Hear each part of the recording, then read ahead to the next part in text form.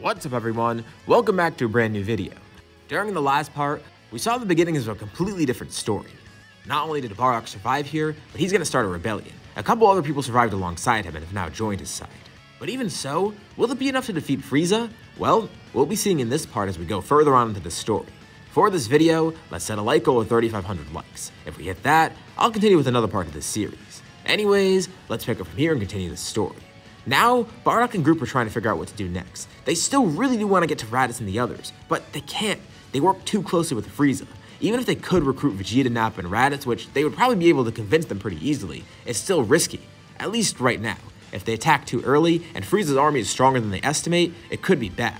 Plus, if they attack right now and get caught, they're going to be on Frieza's radar regardless. They want to stay under the radar as long as possible, using it to their advantage.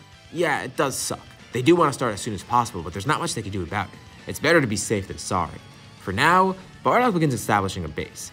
They all find a planet with no life on it, although it seems to be habitable, and this will be their base of operations. It'll be a permanent place for them to live. From what they could tell, it's off the grid. Frieza's army won't find it at all, or at least they won't suspect it. Since there is no life on it anyways, no one's gonna even know that they're here. It's actually near planet Cereal actually, which is great. But besides that, there's nowhere around that would even be on Frieza's radar at all. As far as everyone else concerned, this is a random rock out in the middle of space with no one on it. And as they're there, well, of course they're gonna start training, but they're also thinking, could they recruit any others too? Perhaps, but it depends what kind of strong species exist out there, and especially anyone who would be against Frieza actually. The Cerealians are gone sadly, so are the Saiyans. As for the Namekians, they do have strange abilities and probably could be pretty strong, but they're mostly pacifists and they have no gripe with Frieza as of now. Minato theorizes that they might actually join as some sort of alliance, but maybe not at the same time. Like I said, they're mostly pacifists, and if they haven't been attacked first, well, there's no reason for them to get involved in a war that they don't need. Earth also seemed to be somewhat weak last time they were there. I mean, they know there's a bunch of Earthlings there, but in terms of powers, they only really scanned a few high ones, and even the highest powers weren't really that strong. Probably only in the couple hundreds even. Not even close to the weakest Saiyan that they have right now. They keep racking their brains, trying to figure out who they could recruit and where these people would be. In the meantime, Muesli begins training Granola to further his abilities. He seems to have a lot of potential, and he still is pretty young, so he has a lot of room to grow. Especially as a Cerealian with his unique abilities, both of them together could really help in the rebellion. And in terms of everyone else's training, well, it's going pretty well. They're growing stronger, and everyone's happy. They're confident that this rebellion will actually work. I mean, they've already made it this far without being caught, so maybe they'll actually be able to kill Frieza, which is insane to think about. And it gets Minato thinking. For this whole time, he's been hiding the Dragon Balls. He didn't really trust the Saiyans at first, but maybe now he can give them to the Saiyans. They are on planet Cereal hidden away. He wanted to make sure no one would find them. It might seem kind of sneaky, but consider the situation he was in. He saw firsthand what the rest of the Saiyans did to planet Cereal. He did need some time to trust them. He wasn't just going to give up the Dragon Balls. But maybe it might be time to tell them. Maybe they can make some use of it, especially for a cause like this. But for the time being, he still keeps it to himself. Kakarot and Granola eventually do become rivals actually. I mean, the two are around the same age and similar powers too. A Saiyan and a Cerealian are becoming rivals. It's pretty interesting to see especially what happened between those two. And thankfully for Kakarot, Granola's not hellbound destroying them like he was in the original story. He and Kakarot actually become friends, and this is the first person Kakarot becomes friends with. And with the two becoming rivals, they vow to get stronger together. And they're great as rivals because they have completely different fighting styles. It makes every battle between them interesting, and every time they fight, someone could show off a new technique that the other didn't know about before. And now, we begin heading into the next arc. Bardock keeps thinking, who could he recruit next? But someone comes to mind. I won't say the name of the arc yet, but it probably is spoiled in the thumbnail anyways, so I'll say it in a few minutes. Bardock's only going to take a few people with him though. I mean, he doesn't need that many, and in case this fails, which he doubts it's going to, he wants to mitigate as much risk as possible. So he gets Tora and Gine to go with him. The rest of them stay back, wishing Bardock and his crew luck. They fly out into space, trying to locate any sort of planet that they can. There's one person that came to mind, a deserted Saiyan. Actually, two of them, and that's what this arc is going to be called. The Deserted Saiyan arc, aka the Broly arc. He's going to seek out Paragus, as well as his son. They still have a Saiyan ship, I mean, that's how they got off planet Vegeta, and maybe they could use that to locate Paragus. Maybe a distress signal was sent out somewhere. So they check and they actually do find one. It seems a while ago, a ship crashed, automatically sending its signal to King Vegeta's army, trying to send a location even though no one received it because by then, the entire army was destroyed. Paragus didn't intentionally send this out. The ship says it did it automatically. Damn. Bardock realizes that he might be dead, but still, it's worth checking at least. Maybe Paragus could have survived. At the very least, they should check it out. Worst case, they'll just be a wasted trip. Best case, they get two people on their team. So they decide to go there anyways, flying over to planet Vampa. Eventually they arrive, and as they descend upon the planet, they see how truly uninhabitable it is. Damn, even if Paragus and Broly did survive, how long would they have lived? Maybe they're not alive anymore, maybe they just died from this planet being so harsh. But maybe there still is a chance that they're alive. It's worth checking still. They do find Paragus' ship, and they start inspecting it. But then Bardock has a weird sensation. It's something he's kind of felt during training, but it's almost like he senses something coming close to him. And just at the same time, his scouter goes off. What the hell is the sensation that he feels? Little does he know, he's learning to sense ki. Not that it matters too much right now. They still have their scouters. The scouters begin beeping and two people begin attacking them. It's Paragus and Broly. They're hostile. They then see that the people that they're attacking are Saiyans. Even more of a reason to be hostile. They're probably here to finish the job. Kill them off like King Vegeta wanted. But Bardock tries to calm him down. Why is he attacking him? He's a Saiyan. He's here to help, but Paragus doesn't believe it. He's not going to trust any of the Saiyans. They try and stop Paragus and tell him what's going on, but it seems like they're going to have to fight. So, Bardock, Ine, and Tora power up. Against Paragus, they're actually fine. I mean, Paragus is strong, but in comparison to them, he's pretty much nothing. Although, surprisingly, the big issue is Broly, that kid that's with him. What the hell is the power coming off of him? His power is enough to even contend with them, even after all their training. And Paragus says that even if they defeat him, they won't defeat Broly. He's been trained for this. Even though he's young, his power is incredible. And the worst part is, Broly begins losing control too, getting even stronger as he fights. All this power just from a child? The group continues fighting, seeing if they can counter it in any way. They might need to turn to great apes, but they realize if they use an artificial moon, that'll cause these two to transform as well. It'll just put them at even more of a disadvantage. They just need to fight it out. Easily they're able to defeat Paragus, and now they just need to work around Broly. The good thing is he's fighting sloppily. I mean, he is a kid and he's enraged right now, so it should be easy to counter his attacks, even if they're strong. Especially since he's outnumbered, and with the three powers combined, he might even be overpowered at this point still. Well, before he grows too strong. They're able to defeat Paragus and then restrain Broly. And as they have Broly restrained, Paragus then reaches for a chakra mode. This not only calms Broly down, but it electrocutes everyone else with him too. What the hell? He just shocked his own child. This leaves the Saiyans open as Paragus begins attacking them again, although it does put Broly out of commission. Damn, Bardock knew Saiyans sucked his parents, but this is something else. They recollect themselves, and then in one hand, Paragus is charging an artificial moon. He's ready to use it, threatening to turn into a great ape against all of them. And not only that, but Broly will transform too. Then they'll surely be dead. But they try and convince Paragus one last time. Stop doing this, what the hell is he doing? They could still use his help, especially Broly. His power seems incredible, and they know Paragus could probably help as well. He still doesn't trust them and has no idea what they're talking about, but Bardock says just give them a chance to explain. So they begin talking. All the Saiyans are dead, which is great for Paragus. He's glad to hear this actually. But they don't know why he's acting like this. The other Saiyans weren't the one to do this to him, it was Vegeta and the royalty. These guys are just some low-class Saiyans that survived. If anything, Paragus is closer to that royalty than they are.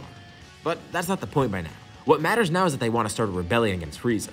They want to kill Frieza? Are they insane? Well, yeah, they feel like they could do it. I mean, look how strong they've gotten already. And Paragus does admit, they are pretty powerful, especially for low-class warriors. He doesn't know what kind of training they've been doing or how strong they've gotten, but he could tell. Especially when compared to him, these guys are powerful. I mean, the fact that they even took on Broly. He thought Broly would be so strong that even he might be able to defeat Frieza one day, but no. He still does have a long way to go, obviously. It does take some convincing, but eventually, they are able to get through Paragus, and he does have a few options. His options here are either stay here and die, fight them and die, or join them and have a chance at living. Even if it does mean he might die against Frieza, he still does have a chance at living. And this isn't his best interest. I mean, Frieza's against him too. If anything, he should hate Frieza more than these low-class Saiyans, especially if these guys save him and take him off of this hell planet. Reluctantly, he eventually does decide to join them, so he and Broly go along, going to that same exact planet. Now they have 2 extra members on that team, but still, who the hell is that kid? Why is he so strong? Well, it kind of explains why King Vegeta sent him away, but still, they don't know where those powers coming from or how he's able to even control it. It seems like he can't control it right now, so they gotta work on that. But he could potentially be one of their best soldiers. They just need to train him even more, as well as Paragus. Paragus is decently strong, but still very weak in comparison to everyone here. But after all, he is a Saiyan, so maybe they can make this work.